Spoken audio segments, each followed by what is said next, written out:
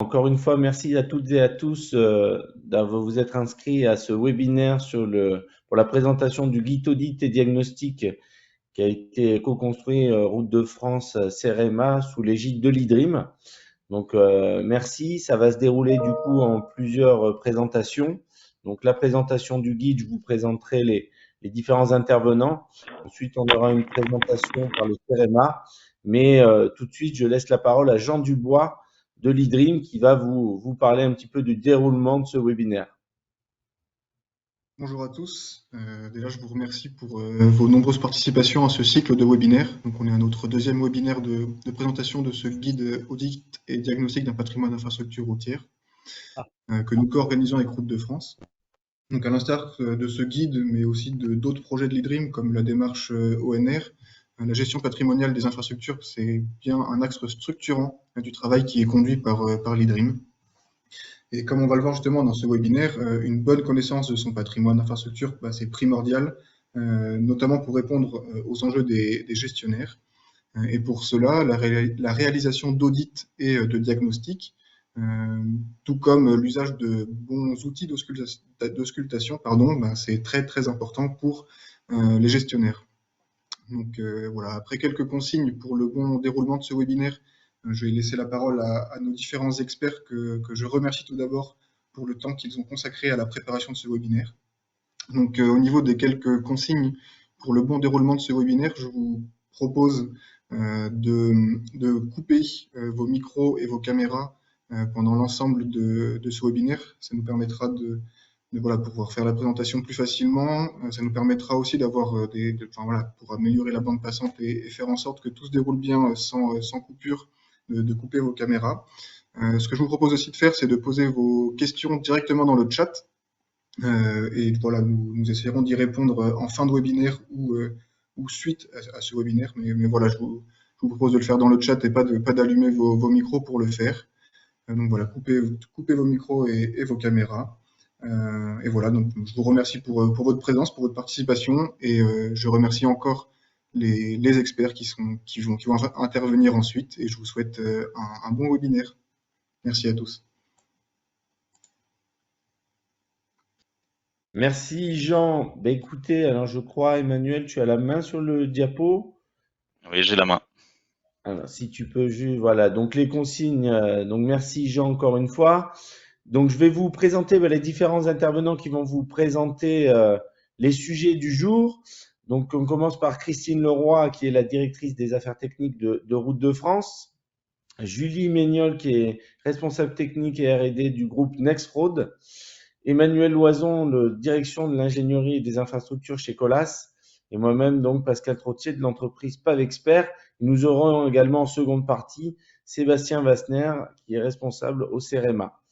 Voilà, donc je les remercie effectivement pour le temps passé pour cette préparation et donc de leur temps. Merci beaucoup. Ce qui me permet également, sur la diapositive d'après, de remercier l'ensemble des personnes qui ont contribué pour l'élaboration de ce guide. Vous avez les listes ici, dont j'ai eu le plaisir d'animer ce groupe. Merci à tous. Merci également aux différentes maîtrises d'ouvrage qui ont participé et qui nous ont apporté des éclairages vraiment précieux pour une meilleure rédaction, une meilleure compréhension de ce guide. Eh bien, écoutez, je vous propose de rentrer dans le vif du sujet maintenant et de vous introduire un petit peu ce guide. Et après, je passerai la parole donc à Julie et Emmanuel. Et encore une fois, comme il vous a été dit dans le chat, n'hésitez pas à poser vos questions. Et en fin de session, donc, Christine Leroy mettra en avant les différentes questions auxquelles on pourra du coup répondre avec l'ensemble des intervenants. Donc, écoutez, pour la réalisation de ce guide, on est commencé par des constats qui nous ont permis de voir où est-ce qu'on voulait aller et quels objectifs on voulait mettre pour la réalisation de ce guide. Donc, notamment, on s'est rendu compte de par des réseaux différents, on avait une maturité et une connaissance qui pouvaient différer entre des acteurs et en fonction d'une grandeur de réseau, de routier. Et donc, du coup, ça veut dire qu'il y avait ce besoin de clarifier pour certaines personnes. Ensuite, un petit peu, merci. Ensuite, on s'est rendu compte qu'il y avait un écart lorsqu'on discutait avec les différentes maîtrises d'ouvrage entre le besoin, l'expression du besoin et ensuite le résultat qui était donné par les différents intervenants, eh ben, il y avait un écart et le souhait était vraiment de réduire cet écart pour répondre le mieux possible aux besoins des gestionnaires.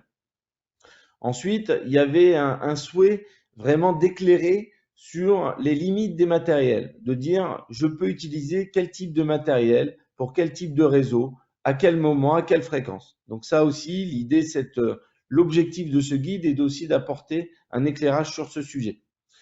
Et enfin, l'idée, c'est aussi de pouvoir professionnaliser l'offre et de pouvoir apporter des prestations de qualité par rapport à des types de missions, d'être sûr que les rendus, les livrables soient de qualité et surtout que ça puisse apporter une certaine interopérabilité entre les acteurs. Donc l'idée, c'est vraiment de ce guide, c'est de vous apporter pour les maîtres d'ouvrage une méthodologie qui permettra au fil du temps d'accompagner les différents gestionnaires à la fois dans la connaissance, mais ensuite dans le suivi et la performance du réseau, à travers notamment une valorisation des données pour y apporter notamment, on est dans l'ère du big data, de l'intelligence de la data, qui permettra notamment d'optimiser les solutions d'entretien, notamment pour appliquer la règle de la bonne solution au bon endroit, au bon moment. Et tout ça pour proposer un petit peu une démarche globale qui va être de gérer rationnellement son réseau routier comme un actif patrimonial. Et pour cela, il faut adapter son diagnostic par rapport à un type de réseau, par rapport du coup à une connaissance pour avoir vraiment une meilleure suivi dans le temps.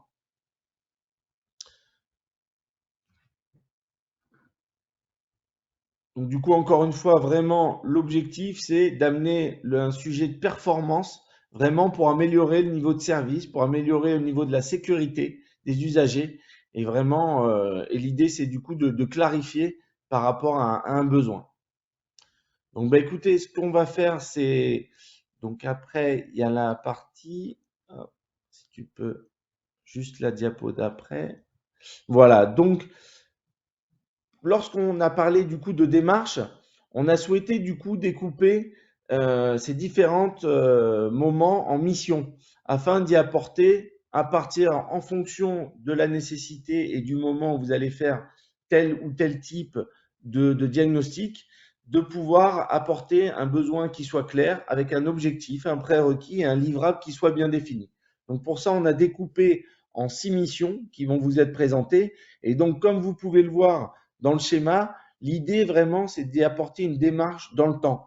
Ne pas réaliser un diagnostic juste à un instant T et d'arrêter sa démarche, c'est de dire, voilà, une fois que je commence, je viens suivre, je vais affiner, je vais travailler sur mon réseau en macro, je vais ensuite affiner sur des missions plus spécifiques qu'on va voir par la suite. Donc du coup, je vais maintenant passer la parole aux futurs intervenants. L'idée vraiment au départ et la mission qui va être une des plus importantes va être de connaître son réseau à travers du coup son référentiel. Et donc je passe la main à Emmanuel qui va nous parler de cette première mission. Oui, bonjour. Donc la première des missions qu'on a voulu mettre en avant, c'était celle de constitution d'un référentiel. Parce qu'en fait, si on veut connaître son réseau, si on veut l'entretenir de façon optimale, il faut déjà savoir ce que l'on doit entretenir. Donc ce qui est extrêmement important, c'est d'avoir un inventaire à jour de son patrimoine routier, de connaître son positionnement géographique et ce qui permettra après de pouvoir localiser les mesures, les relevés et les entretiens à venir. Alors quand on parle de référentiel, on parle de la liste des voies et de leur dénomination, mais ça peut aussi être l'ensemble de la liste des objets routiers qui peuvent être amenés à être entretenus, pas seulement uniquement la route, la voirie, mais aussi ce qui peut être à côté. Ce qui est très important, c'est de connaître les limites de gestion, parce que par exemple sur un secteur géographique, on peut avoir des chaussées qui sont gérées par la commune, la communauté de communes, le département, voire l'État ou les gestionnaires d'autoroutes. Important de connaître la longueur et on porte une attention particulière sur la connaissance de la largeur parce que généralement quand on définit les routes, on parle toujours de linéaire, sauf qu'en réalité quand on a besoin de faire des travaux, on parle plus en linéaire mais on parle en surface, donc en mètres carrés. Donc donc l'importance de bien connaître la largeur des voiries à entretenir. On peut inclure aussi les points de repère, avec les intersections, les giratoires, mais aussi les PR pour certains réseaux, et avoir un système cartographique de l'ensemble.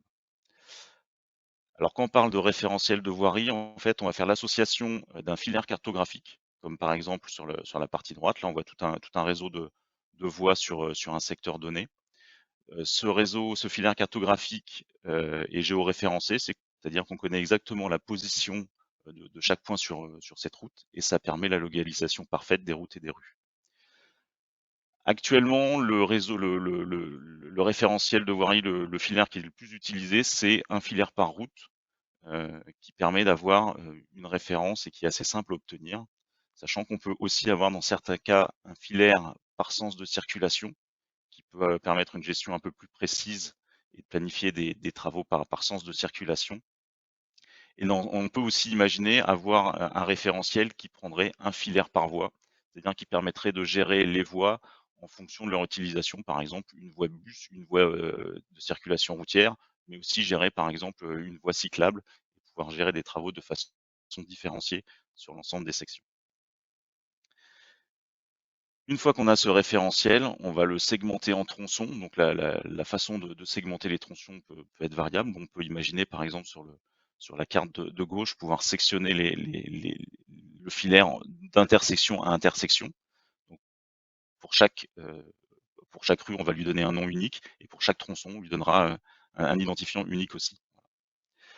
Dans la façon dont on va segmenter les tronçons, on va aussi se poser la question de la façon dont on va prendre en compte les points un peu singuliers, comme par exemple les giratoires. Donc là, il y a sont présentées deux façons un peu différentes de la gestion du référentiel de giratoire. Sur la partie droite, elle est assez simple. On a le giratoire qui est représenté par un joli cercle, et après les voies qui arrivent, uniquement une seule voie.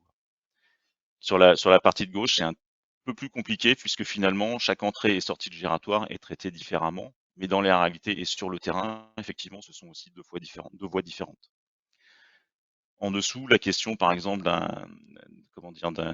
d'une section en baïonnette, finalement, comment on va référencer les voies? Est-ce que c'est par rapport à la voie de circulation ou par rapport à la voie transversale ou finalement à la voie en baïonnette pour laquelle on va donner une section, un nom de section? Toutes ces questions sont à se poser avant. À ce référentiel de voirie, donc qui est très géographique, finalement c'est une ligne sur une carte, on va pouvoir associer ce qu'on appelle la base de données, une base de données attributaire qui, elle, va comporter toutes les informations nécessaires à la gestion. On a dissocié deux niveaux. Le premier niveau, qui sont les informations minimales, ça va être le nom de la route, ça va être le gestionnaire, parce que finalement, sur un même secteur géographique, vous allez pouvoir représenter différentes routes avec différents gestionnaires. Je reviens sur la largeur de la chaussée, parce qu'effectivement, pour les travaux, on parlera de linéaire qu'on transformera en surface. Des choses qu'on ne peut pas avoir en faisant de l'auscultation, c'est le trafic, ou du moins estimer la classe de trafic. Pourquoi? Parce qu'à partir du moment où on fera de la planification d'entretien ou la réalisation de travaux de renforcement, on aura obligatoirement besoin du trafic poids lourd pour l'intégrer dans le dimensionnement des chaussées. Mettre une hiérarchisation des réseaux. Quels sont les réseaux qui seront prioritaires à entretenir dans l'ensemble de votre patrimoine. Et enfin, la présence de trottoirs, d'accotements, de fossés, parce que ça peut avoir son importance, par exemple, dans le mode d'entretien que vous pourrez avoir. Si vous avez des trottoirs, vous ne pourrez pas recharger au-dessus d'une certaine épaisseur de couche d'enrobé. Et enfin, le repérage de cette route pourra se faire en fonction du nom de la commune ou d'un numéro d'INSEE, avec des identifiants uniques par tronçon. Si on veut pousser un petit peu l'analyse de l'entretien, on peut aussi rajouter des informations complémentaires dans la base attributaire, notamment la présence de voies bus, de pistes cyclables, le sens de circulation, ça peut être important, la largeur des trottoirs s'il y en a, des accotements, la présence de voies latéralisées, la présence de terre-plein central, et enfin on peut aussi rajouter d'autres informations comme par exemple l'appartenance à un quartier ou un district qui permet après de faire des séparations ou des tris dans la gestion. Donc les livrables de cette première mission qui est très importante puisque c'est à partir de ces données-là, de ce référentiel-là qu'on va se baser l'ensemble des autres missions. C'est un fichier cartographique compatible avec le système d'information, un SIG classique, associé à sa base de données attributaire. Voilà. Donc, je vais passer la main à Julie pour la suite.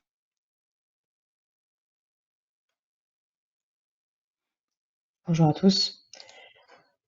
Donc moi, je vais vous parler de la partie recensement et acquisition de données. L'intérêt de cette partie-là était vraiment de cadrer tout ce qui est auscultation, donc tout ce qui est acquisition de données sur les réseaux des gestionnaires et encadrer un petit peu et aider à la démarche pour cibler pourquoi est-ce qu'on fait des auscultations, dans quel contexte, et un petit peu donner un cadre qui permet de choisir le type d'auscultation en fonction du besoin du gestionnaire.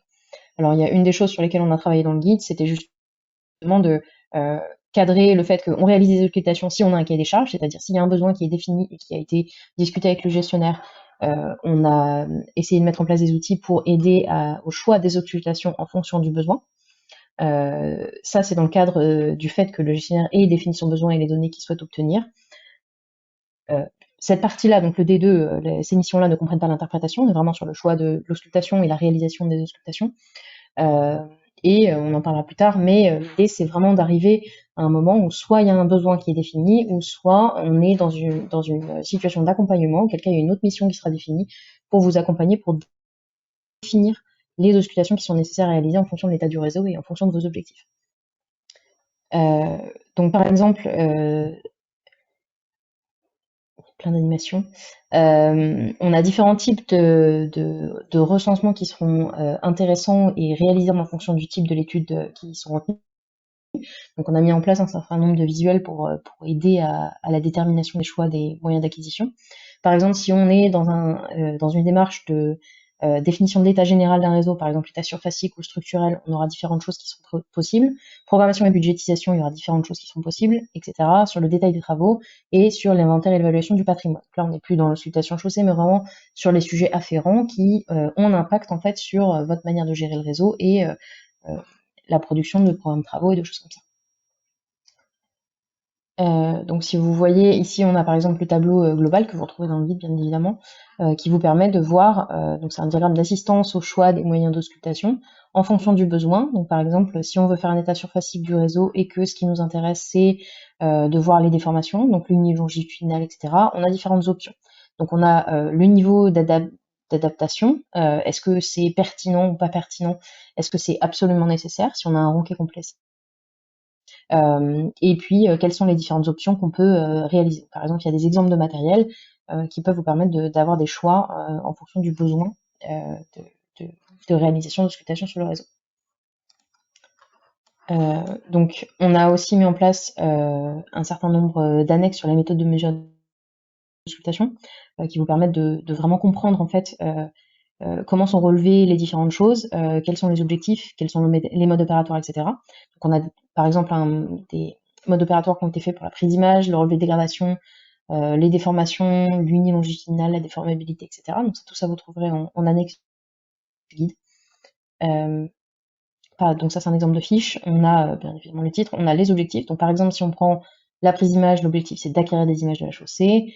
On a les références normatives qui sont rappelées. On a un mode opératoire qui vous permet d'avoir une référence pour, par exemple, mettre dans des appels d'offres ou pour comprendre ce qui se passe réellement au moment où les auscultations vont être réalisées, que ce soit pas simplement l'objectif d'obtenir des résultats, mais aussi de comprendre la démarche et de comprendre pourquoi c'est fait et comment c'est fait. Et puis, ce que vous êtes en droit, entre guillemets, d'attendre, en tout cas ce qui est censé être fourni dans le cadre d'une auscultation d'un certain type. Par la suite, on a aussi une annexe sur la partie liste des essais d'auscultation. Donc ça va à la suite de la précédente et en fait ça vous permet d'avoir une liste exhaustive, en tout cas la plus complète possible, de tous les essais qui sont possibles de réaliser avec les normes afférentes, ce qui vous permet d'avoir une vision globale de tout ce qui est possible de faire en fonction de votre besoin. On a aussi le document du CEREMA qui est rappelé ici, le cahier des méthodes et outils diagnostiques chaussés, qui vous permet d'avoir encore plus d'informations sur ces sujets-là. Je te repasse la main, Emmanuel. Donc je reprends la main. Donc la première mission, c'était d'avoir le référentiel. La deuxième mission des deux, c'était de réaliser les essais. La troisième mission, c'est la D3, qui est le diagnostic et la caractérisation des réseaux. Donc pour cela, on va avoir besoin de définir des zones homogènes sur les différentes chaussées pour pouvoir calculer les différents indicateurs et qualifier et classer l'état du réseau. Donc là, on utilise les mesures qui ont été réalisées pour en déterminer des indicateurs et l'état de la chaussée. Ce qui est relativement important, c'est la façon dont on va pouvoir sous-découper nos tronçons pour faire une analyse la plus fine possible, avec soit des pas fixes, ou ce que nous on préfère, ce serait plutôt utiliser des zones homogènes. Alors qu'on appelle zone homogène, c'est par exemple avec l'exemple qui est présenté sur la photo qui est ici, sur les photos qui sont ici. En fait, on a ici la même rue, qui est la rue Cuvier, et on se rend compte qu'à 80 mètres d'écart, on a soit une chaussée qui est complètement dégradée, soit une chaussée qui est complètement neuve. Donc dans la prise en compte, soit on part avec des pas très petits, mais ça veut dire beaucoup d'éléments de calcul. Donc on aura bien 100 mètres en très bon état et 100 mètres en très mauvais état.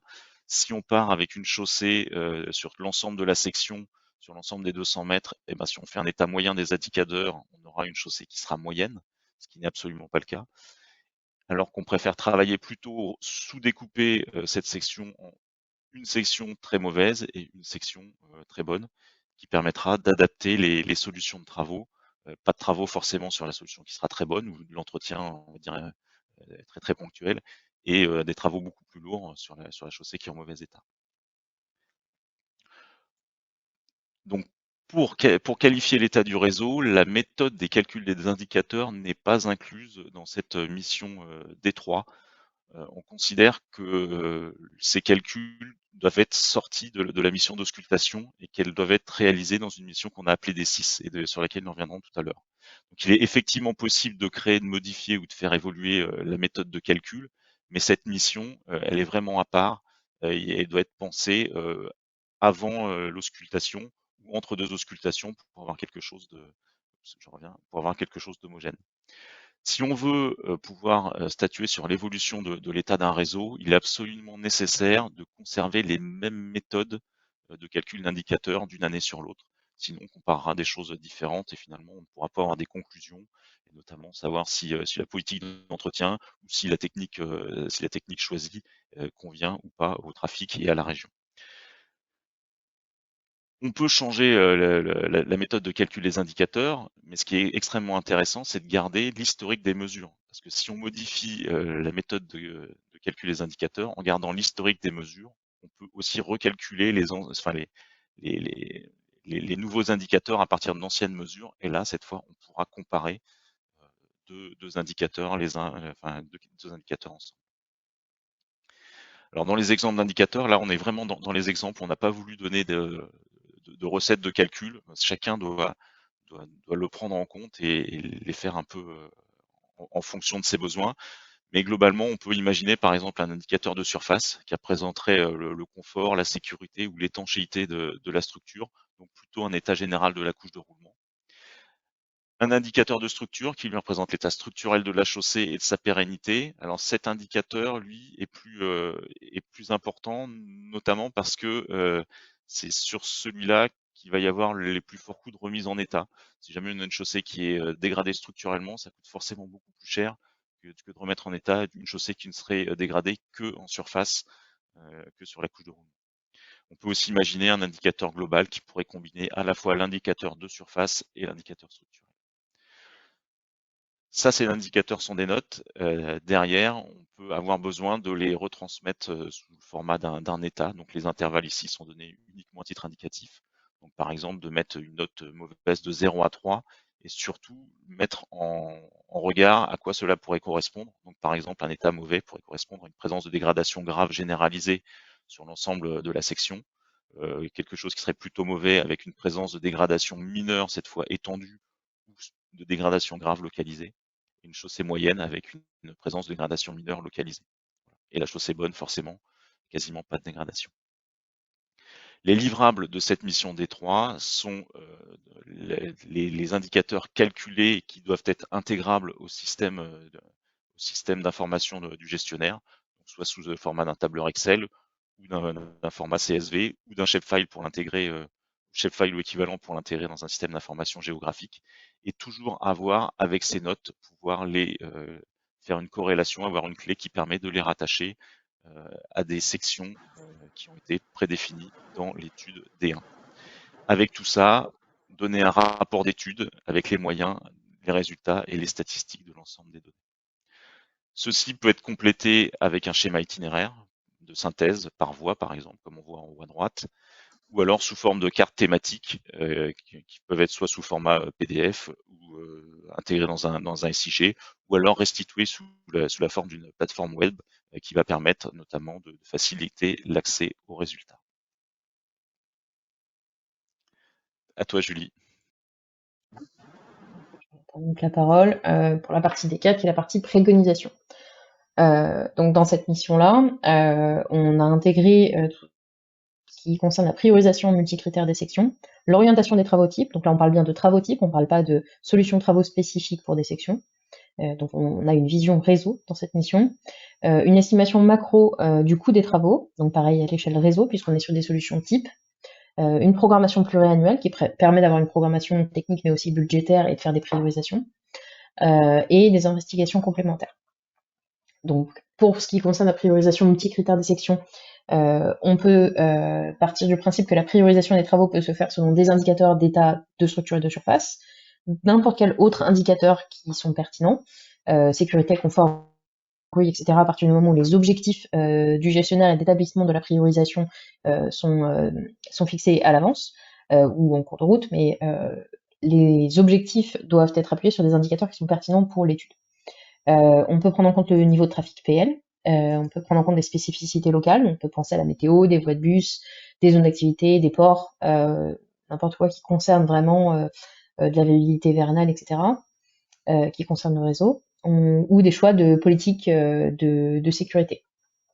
Une petite citation qui est écrite ici, c'est une politique d'entretien s'établit sur la durée de vie d'un réseau. Donc ça c'est important pour nous et ça fait partie des objectifs du guide, qui est vraiment de vous fournir des outils pour avoir une vision long terme et pour vous permettre de mettre en place d'une part une base de données pérenne, mais aussi des auscultations régulières qui vous permettent d'avoir une vision d'ensemble du réseau sur le long terme. Du coup, cette politique, elle évolue en fonction des impulsions politiques données par le maître d'ouvrage et doit prendre en compte son historique. Parce qu'on peut difficilement établir une politique de travaux si on ne connaît pas l'historique du réseau, son évolution et la manière dont il s'est construit. Après, sur la partie orientation des types de travaux, donc on est toujours sur une vision macro à l'échelle du réseau. Ce qui est important, c'est de privilégier les techniques éprouvées localement. Parce que si vous avez un retour sur votre réseau, que vous avez une expérience de 10 ans sur des techniques qui fonctionnent et qui sont pertinentes pour le réseau, c'est important de garder aussi cette expérience et de pas forcément partir uniquement sur des solutions types qui ne concernent pas le réseau, qui sont généralistes et qui ne sont pas pertinentes. Favoriser le recyclage et les produits disponibles régionalement, évidemment, donc là on est vraiment dans la problématique actuelle. Ne pas se fermer à des techniques innovantes, mais les encadrer. Donc pour simplement avoir par exemple un suivi de ces techniques innovantes, ne pas simplement faire des techniques innovantes qui n'ont pas forcément de retour dans le temps pour avoir un retour d'expérience, et puis des objectifs de performance. Au niveau de la programmation pluriannuelle, il est inclus dans la mission la définition des différents scénarios d'entretien, donc en prenant en compte évidemment la durée de service, le niveau de service du réseau, le budget alloué aux travaux, et puis voilà, on peut voir une évolution au fur et à mesure du temps si on prend en compte cette programmation pluriannuelle qui permet en fonction des travaux macro qui sont établis de voir l'évolution des notes, des indicateurs qui sont prévus et de coller aux objectifs du gestionnaire. Par exemple, un des objectifs peut être l'amélioration de la nanostructure ou bien le maintien du budget. Vous avez différents exemples ici par exemple, il y a la première courbe c'est un maintien du budget, la deuxième courbe c'est un maintien de la nanostructure, etc. Et au niveau des d'investigations complémentaires, du coup, on peut avoir, si la section est nécessaire, si la section est dans le programme de travaux et que des investigations sont nécessaires, la réalisation d'essais complémentaires. Tout simplement parce que, comme on l'a dit, les solutions de travaux qui sont prévues au niveau d'un programme pluriannuel sont des solutions macro, et que pour mettre en place une solution qui concerne une section, il faut avoir un recul sur l'état précis de la structure de la section, les différents travaux qui ont été réalisés, etc., etc. Donc là, à ce moment-là, on peut préconiser des réalisations d'essais complémentaires. Emmanuel, tu as un mot à dire sur, par exemple, cet exemple qui a été cité? Non, moi c'était juste sur les essais complémentaires, c'était sur la photo de droite, parce que c'est moi qui l'ai pris il y a déjà un certain temps.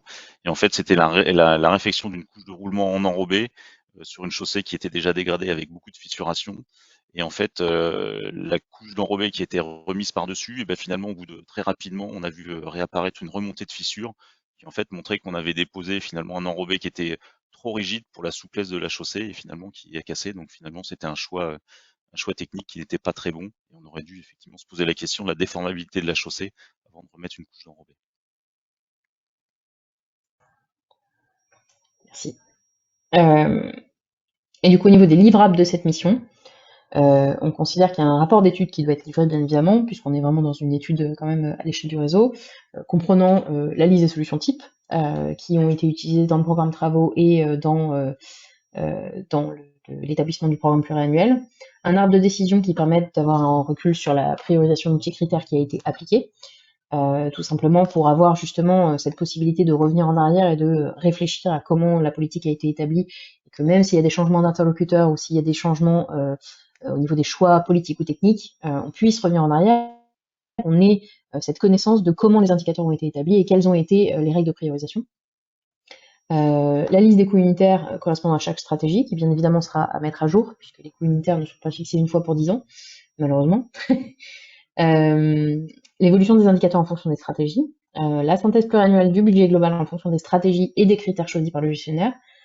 Par exemple, la synthèse peut faire mention de répartition entre le réseau primaire et secondaire, en fonction des districts, en fonction de ce que vous souhaitez, mais les stratégies peuvent différer.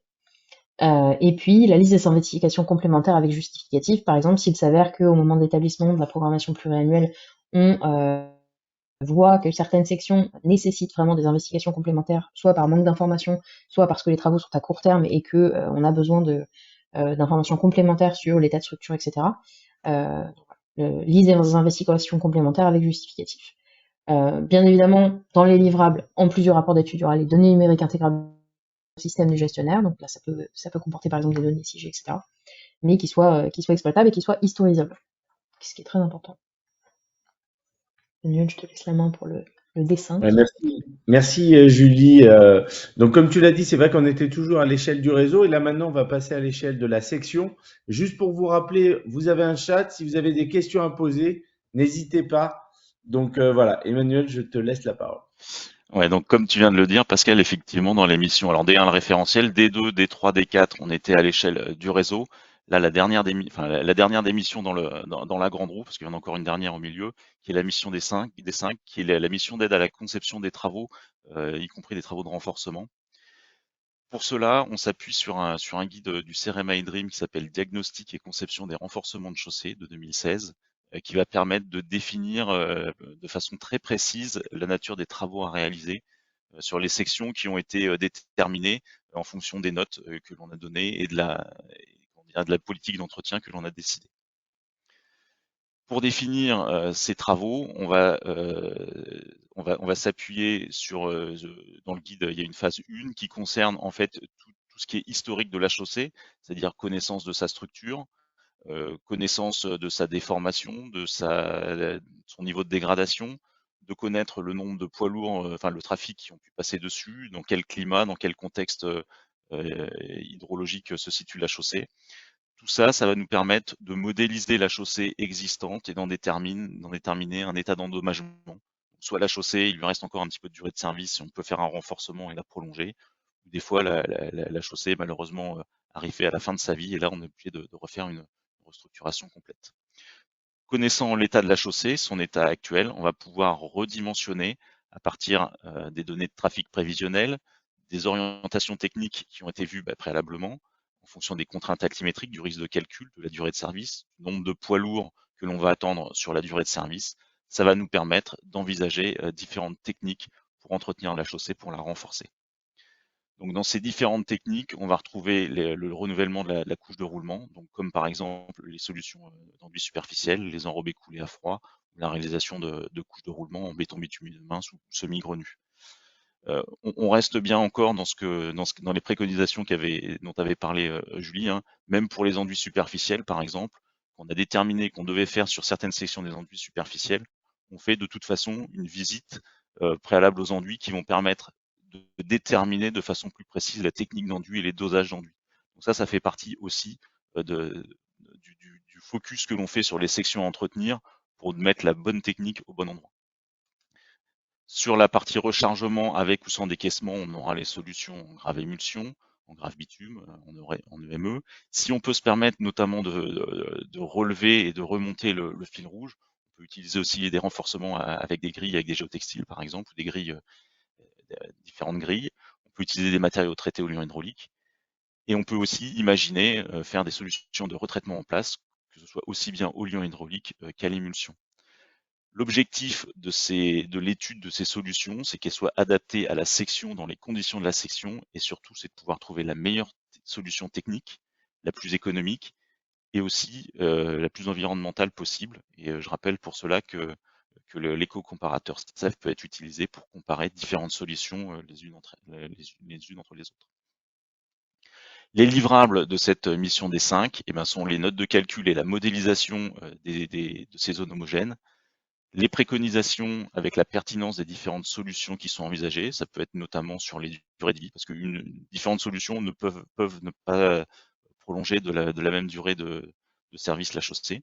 Faire un rapport de synthèse qui comprenne l'étude des solutions, et si besoin, et je le conseille fortement, de mettre dedans l'évaluation environnementale des solutions qui sont proposées.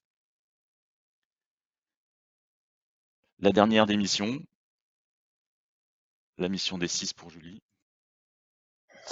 Du coup, la mission des 6 concerne l'accompagnement, le conseil et l'expertise. Alors, cette mission des 6, c'est un peu une mission entre guillemets fourre-tout, même si pas vraiment, mais en fait, c'est tout ce qui concerne l'accompagnement et la création en fait d'outils d'ingénierie que vous n'avez pas forcément. Par exemple, dans un premier temps, ça peut passer par la création ou la modification d'indicateurs, en définissant avec vous des objectifs, la typologie des données, quels sont les poids relatifs à chaque donnée à prendre en compte, par exemple des pondérations au niveau des dégradations, par exemple sur une note globale qui doit représenter un état à titre indicatif pour une raison particulière, quels sont les indicateurs à prendre en compte dans cette note globale, etc., etc. Donc les livrables sur ce genre de choses sont évidemment la liste et les objectifs des indicateurs. On ne peut pas établir un indicateur si on n'a pas l'objectif, c'est très important, et la méthodologie détaillée du calcul. Pour les mêmes raisons qu'on a dit avant, pour avoir la possibilité d'avoir un recul sur ce qui a été fait.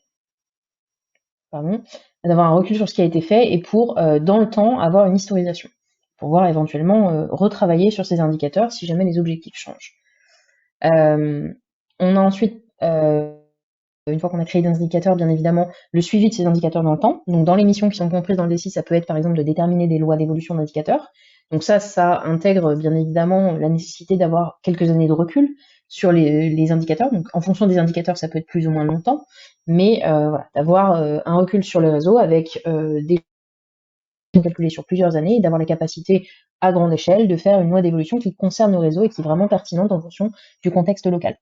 C'est construit à partir de données qui sont quand même à vérifier. On a également, en fonction de ce qui est constaté comme expérience sur le réseau, notamment le vieillissement des travaux, le contexte local avec les solutions travaux, les couches de roulement, etc., des lois d'effet qui peuvent être déterminées. Donc qui sont traditionnellement, on va dire, prises de manière standard. Donc on a des lois d'effet qu'on connaît, par exemple un gain de nos structures de 10 points pour un renforcement de niveau 2, etc.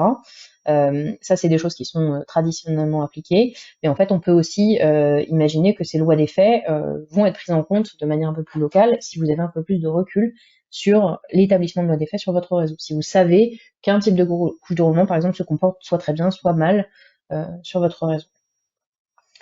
Dans la D6, il y a aussi l'évaluation des solutions de travaux à l'échelle de la section. Donc là, on est une étape après la mission de tout à l'heure où on avait une vision macro. Donc on est à l'échelle de la section, c'est-à-dire qu'on a déjà établi la programmation pluriannuelle et qu'on essaie de regarder localement sur une section dans notre programme de travaux à venir quelle est la solution pertinente et non plus la solution macro qui doit être choisie. Donc on évalue la durée de vie de la solution choisie, on évalue les performances environnementales, idéalement, on le recommande.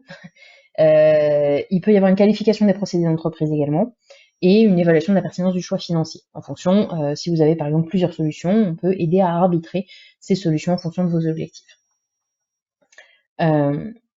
Dans ce contexte-là, il y a aussi la mise en place de modèles d'évaluation de stratégie de travaux, donc indicateurs de performance.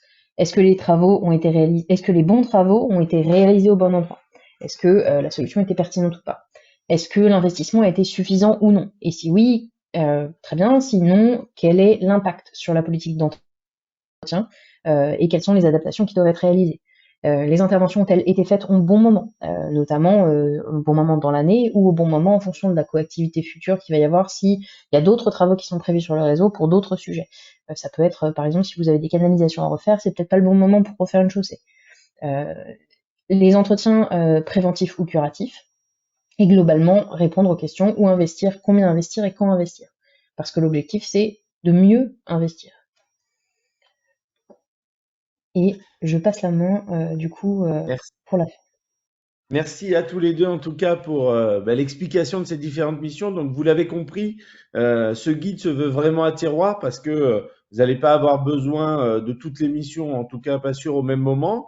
Vous allez pouvoir en tout cas, lorsque vous allez exprimer votre besoin lors d'un appel d'offres, de dire par exemple je veux une mission D1, D2 ou plus. Mais l'idée vraiment globale, c'est d'entamer une démarche vertueuse pour vraiment continuer à mieux connaître, prédire, suivre l'état de votre réseau et derrière optimiser. Et en réalisant vraiment cette étape de collecte de données, ça vous permettra d'instaurer des politiques, notamment environnementales, d'instaurer l'usage, de faire varier l'usage de votre voirie. Donc voilà, donc c'est très important. Une fois qu'on a cette méthode, c'est aussi très important avec quel type de moyens on va collecter de la donnée. Et donc là-dessus, le CEREMA a beaucoup travaillé. Donc je vais passer la main à Sébastien Wassner, donc qui va nous parler un petit peu des différentes démarches qualité. Donc bonjour à tous, merci Pascal, merci Julie et Emmanuel pour cet exposé. Donc en complément de la présentation qu'a faite Pascal, donc je suis Sébastien Wassner, donc je suis directeur adjoint du département infrastructures et matériaux au CEREMA Méditerranée.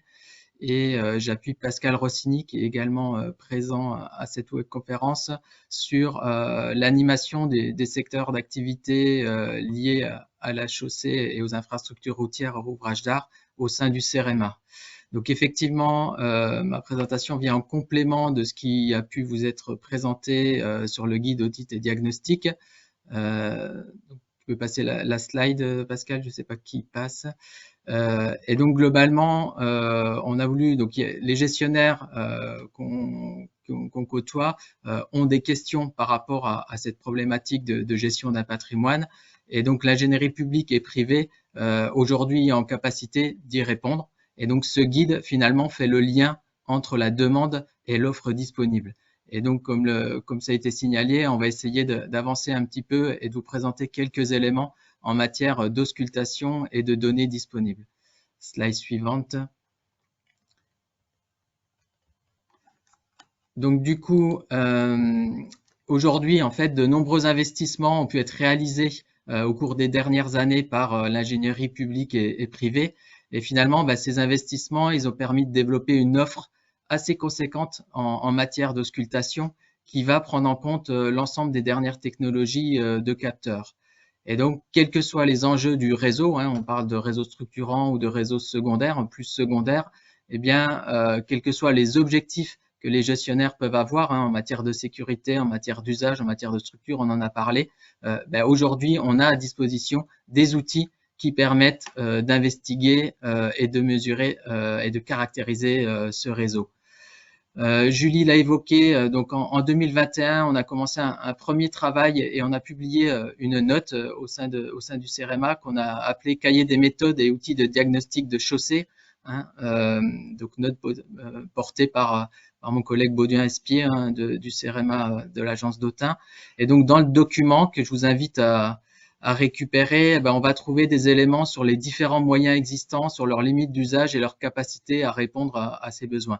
Ce document, bien sûr, il méritera d'être complété à travers notamment les expériences qu'on a en ce moment et surtout les outils qui vont intégrer de l'intelligence artificielle à partir d'imagerie. Mais la question qu'on peut se poser, c'est on a de nombreux outils, mais finalement, toutes les données qu'on va acquérir, eh bien, quelle confiance on peut avoir dans ces données et donc, est-ce que ces données sont de qualité? Et donc pour cela, on a essayé et on a mis en place un dispositif pour s'assurer de la production de données de qualité.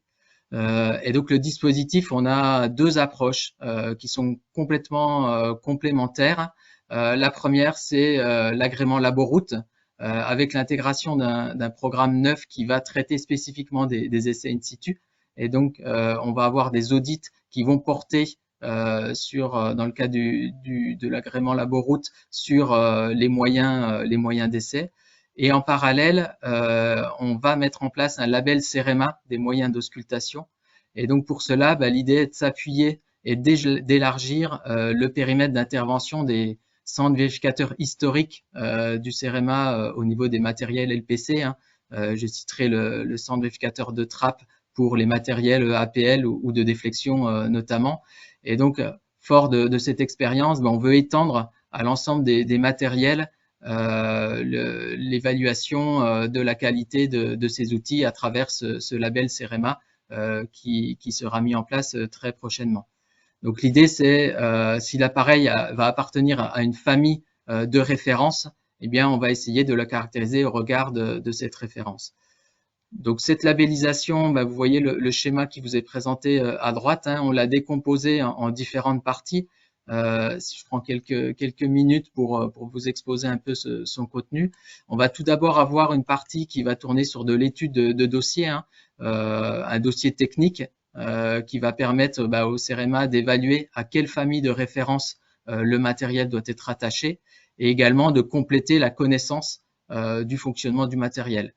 Historiquement, quand le réseau des ponts était le seul fournisseur de matériel, il y avait une très bonne connaissance des outils qui étaient sur le territoire.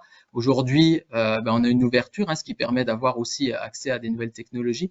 Eh bien, il est nécessaire pour nous de pouvoir avoir une meilleure connaissance de ces outils, d'où une demande de dossiers et de pièces techniques qui permettront de mieux apprécier le contenu du matériel. Ensuite, on va avoir une offre avec une étape sur la sensibilisation métier. En fait, la bonne connaissance des méthodes, c'est un enjeu autant pour les prestataires et la bonne mise en œuvre des matériels que pour les donneurs d'ordre pour garantir ce niveau de connaissance. Et donc, on fera un contrôle de connaissances théoriques et pratiques pour s'assurer que les modes opératoires des matériels, ils sont bien maîtrisés. Troisième étape, c'est le contrôle métrologique et les essais en laboratoire. Donc, les caractéristiques mécaniques des appareils, les données issues des capteurs, si techniquement c'est possible, ils seront contrôlés. Dans le cas contraire, on s'appuiera et on demandera des preuves aux prestataires pour s'en assurer. On fera ensuite des essais sur site pour évaluer et valider répétabilité et reproductibilité des appareils de mesure et évaluer également les opérateurs. Et enfin, le livrable conduira à aboutir à un label, si l'appareil répond bien sûr aux exigences demandées. Donc ce process, il est en cours de mise en place et bien sûr, il y aura une gouvernance partagée avec l'ensemble des acteurs qui interviendront, donc à savoir l'ingénierie privée, les entreprises routières et les maîtres d'ouvrage publics et privés seront associés à la gouvernance du dispositif. Slide suivante. Donc on a des outils performants, des données de qualité, mais finalement pour quel résultat? Bien là, un travail qui a été mené dans le projet national durée de vie des chaussées, DVDC, auquel participait finalement l'ensemble des acteurs de l'ingénierie privée, de l'ingénierie publique, des entreprises routières, des maîtres d'ouvrage publics. Eh bien, on a travaillé pour mettre au point des indicateurs qui étaient partagés. Donc, au niveau des dégradations de chaussées, on a réussi à avoir une caractérisation commune et partagée des descripteurs de dégradation et une proposition de méthodologie à constituer finalement un des livrables de ce projet. Il y a d'ailleurs un article qui est en cours d'écriture dans la prochaine RGRA qui permettra de partager un peu les avancées sur le projet. Et donc l'idée est de présenter des formats de restitution type aux gestionnaires pour que derrière ils puissent apprécier les apports de cette nouvelle technologie dans la gestion de leur réseau. Donc on est assez convaincu à travers le projet et les résultats qu'ils ont mis en avant qu'il y a un réel apport de ces nouvelles technologies. Charge à nous de transmettre aux gestionnaires les bonnes informations dans le bon format pour que les gestionnaires puissent les valoriser à leur juste valeur. Slide suivante. Alors malheureusement, je dirais, par rapport à la masse d'informations, à la complexité, la rupture technologique qu'on a connue avec ces nouveaux outils, on n'a pas pu aboutir complètement à la définition d'indicateurs partagés, hein. On a abouti à des descripteurs partagés, donc à savoir au niveau des dégradations notamment, au niveau des déformations. Par contre, la combinaison, elle, n'a pas été complète et on n'a pas caractérisé le réseau à travers d'indicateurs qu'on a pu partager. Donc ça mérite, le travail mérite complètement d'être poursuivi pour avoir au final des indicateurs pertinents et indépendants de l'outil et du mesureur qui interviendra sur le réseau des gestionnaires. Parallèlement, dans le cadre d'un projet qu'on mène, le projet gestion du réseau départemental, qu'on pilote au niveau du CEREMA en lien avec 10 conseils départementaux, on travaille sur ces indicateurs structurels et ces indicateurs d'état de surface et de sécurité pour pouvoir essayer de proposer des méthodologies et des nouvelles méthodologies qui valorisent toutes ces nouvelles technologies et avoir derrière des outils de gestion qui soient plus appropriés au réseau structurant des départements. Donc ça, de la même manière, on a des échéances à fin 2023 pour aboutir à des premiers éléments méthodologiques qui puissent ensuite être transposés dans les départements et surtout mis en œuvre parce qu'on a des phases de test à l'échelle du réseau départemental. Slide suivante. Donc parallèlement, le CEREMA depuis des années, il dispose d'outils de simulation pluriannuelle, hein, notamment utilisés dans le cadre des travaux sur le réseau routier national non concédé, hein, qui avait été réalisé dès 2013. Donc ces outils, historiquement, ils étaient utilisés à partir des données IQRN d'ancienne génération, mais le moteur peut être facilement entre guillemets, transposé sur les nouveaux indicateurs 3D qui sont définis. Donc globalement, on voit qu'on a aujourd'hui des outils pour se projeter sur du pluriannuel. Reste à bien définir les indicateurs qu'on va utiliser pour réaliser ces simulations. Donc à titre d'exemple, sur la slide, on voit, on peut apprécier l'impact sur l'évolution de l'état du réseau routier national, de la rigueur hivernale et du trafic poids lourd avec des variations en matière de simulation et d'état.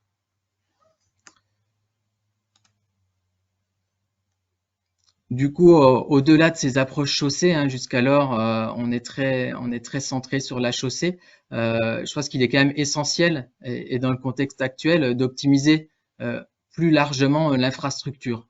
Et donc, on a travaillé sur une démarche de gestion intégrée du patrimoine qu'on a développé à travers le projet GERES, dont l'entrée était de travailler d'abord sur la gestion du réseau secondaire. Cette démarche, une fois mise en place, peut être transposée sur toute typologie de réseau. L'idée est que l'infrastructure, la chaussée, les ouvrages d'art, les dépendances, les équipements, soit pas le seul entrant et qu'on regarde aussi les enjeux en matière de sécurité, de biodiversité, les enjeux au niveau des acteurs, que ce soit les riverains, les usagers, les gestionnaires, et enfin les risques naturels et risques technologiques, avec une composante de changement climatique, tout ça, que ce soit bien pris en compte pour avoir une évaluation la plus objective possible en matière de gestion du patrimoine routier. Et donc là aussi, on a eu un séminaire de clôture il y a maintenant plusieurs mois, et l'idée est de partager maintenant cette méthodologie et les différents outils qui ont pu être bâtis pour qu'ils puissent être transposés à l'échelle d'un territoire. Donc finalement, pour conclure, par rapport à travers ces outils performants, un système qualité qui est en train d'être mis en place, des indicateurs partagés, une vision intégrée, chaque maître d'ouvrage, on peut estimer aujourd'hui, chaque maître d'ouvrage, chaque gestionnaire d'infra, il a à sa disposition une offre qui va lui permettre de gérer efficacement son réseau routier. Finalement, là, il y a toute la matière, tous les outils qui sont aujourd'hui disponibles. Le guide, qui était l'objet de ce webinaire, audit et diagnostic, lui, il permet par ailleurs de bien spécifier les besoins et donc d'assurer que les prestations qui sont mises en face, ils permettront de donner satisfaction, de donner une réponse pertinente à vos différents besoins. Voilà un petit peu le panel et le complément que je voulais apporter par rapport aux approches menées par le CEREMA. Merci de votre attention. Merci beaucoup Sébastien. Donc effectivement, vous l'avez compris, pour bien gérer son réseau, il faut avoir de l'information et surtout de la bonne information. Et derrière, vous aurez toutes les méthodologies à travers ces missions qui vous permettront d'apporter une vision et qui vous permettra tout au long de la durée de vie de vos différentes routes de bien les suivre, de bien les gérer et de pouvoir en prendre soin avec des techniques plutôt préventives, des techniques plutôt curatives, voilà, avec ces différentes démarches. Donc, merci à tous, merci aux intervenants. Alors, je ne sais pas s'il y a des questions, j'en ai pas vu passer, donc c'est le moment. Si vous avez une question à poser, quelque chose sur lequel vous voudriez avoir une clarification, n'hésitez pas, c'est le moment. Et nous pourrons vous apporter en direct, du coup, une réponse. Avant que je passe la main à Jean pour la conclusion. Ah, je vois. Christine, du coup, je te passe la main pour nous exposer la question. Oui, alors j'en prends connaissance. Bonjour à tous, hein. J'en prends connaissance en même temps que vous. Alors la question c'est quid d'une extension de ce guide pour la gestion de la signalisation et des équipements? Donc là, on est sur les enjeux de la sécurité routière et de la pérennité du patrimoine, puisque tout ce qui est marquage routier et puis signalisation font également partie de la gestion du patrimoine, hein, dans une collectivité. Ensuite, il y a une question, en fait, une relation sur cette question avec l'empreinte environnementale du métal, oui, qui est en discussion actuellement. Effectivement, il va y avoir des changements, probablement. Il faut peut-être attendre un petit peu que ça se... Alors, je vais quand même apporter un petit complément sur ce sujet-là.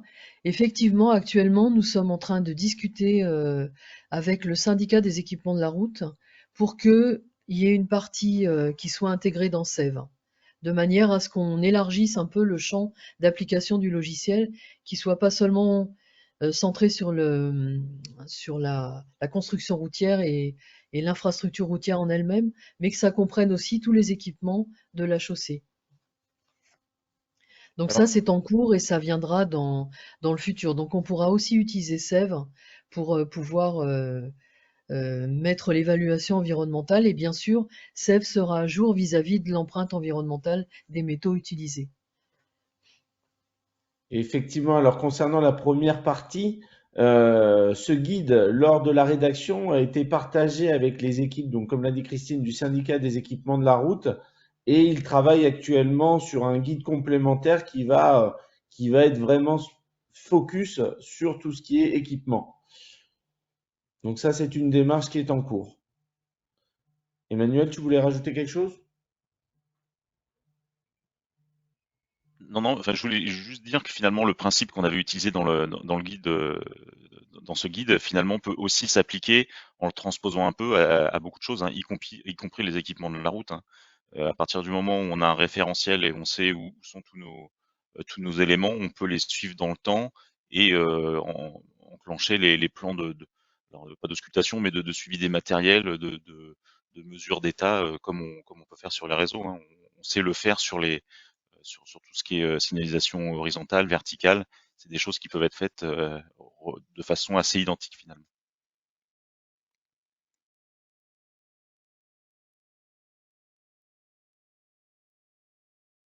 Est-ce qu'il y aurait une autre question? Je vous rappelle, hein, n'hésitez pas à télécharger sur la slide de juste avant, vous aviez le lien.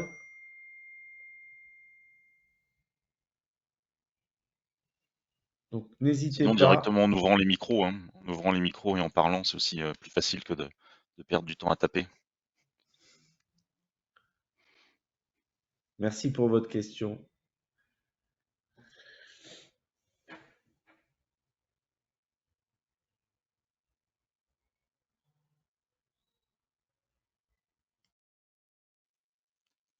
Non, c'est vendredi après-midi, c'est bientôt le week-end. Je pense que Voilà. Je pense que c'est bien, c'est que vous avez été très clair dans l'explication. En tout cas, n'hésitez pas à en user et en abuser de ce guide. Et puis, écoutez, encore merci à toutes et à tous d'avoir répondu présent à ce webinaire. Et donc, je passe la main à Jean Dubois pour la conclusion. Oui, je vais être très rapide. Simplement pour vous dire que l'enregistrement de ce webinaire sera disponible sur le site de l'IDRIM prochainement, ainsi que les réponses aux questions. Là, il y en a eu peu, mais il y en a eu aussi lors de la dernière, du dernier webinaire de ce cycle. Donc voilà, vous retrouverez tout ça sur le site de l'IDRIM. Maintenant, il me reste qu'à remercier déjà l'ensemble des participants à ce webinaire. On était une soixantaine.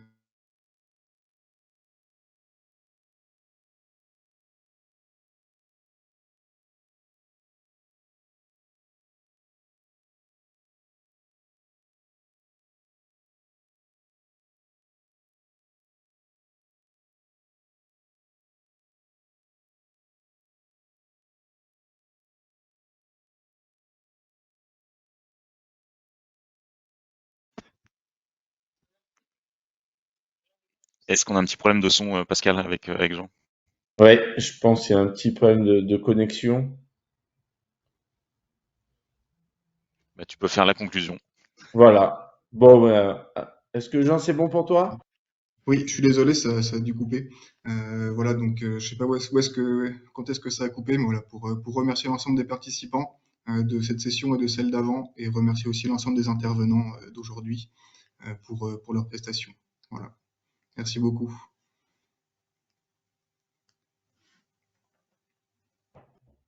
Merci à tous, au revoir et bon week-end.